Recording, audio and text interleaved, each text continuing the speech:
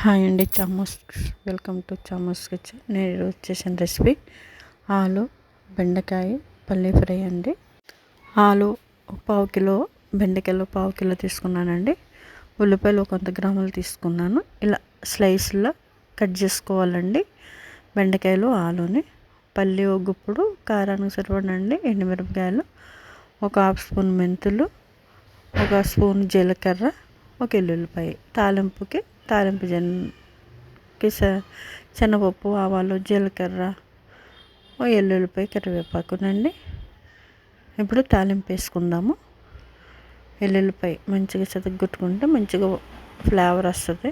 శనగపప్పు, ఆవాలు, జీలకర్ర వేసుకొని అవి వేపిన తర్వాత ఉల్లిపాయ వేసుకొని మంచిగా మగ్గబెట్టుకోవాలండి. ఈ రెసిపీ చాలా కొద్దిమందికే తెలుసు అనుకుంటున్నాను. ఇంకా బెండకాయలు వేసుకోవాలి. ఫస్ట్ నేను కడిగి ఆరబెట్టుకొని కోసుకున్నానండి.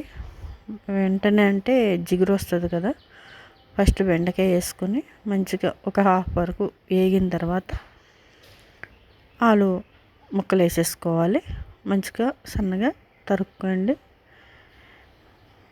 సాల్ట్ వేసుకొని పసుపు కూడా వేసుకొని మంచిగా మగ్గబెట్టుకోవాలండి. ఇలా చాలా బాగుంటుందండి.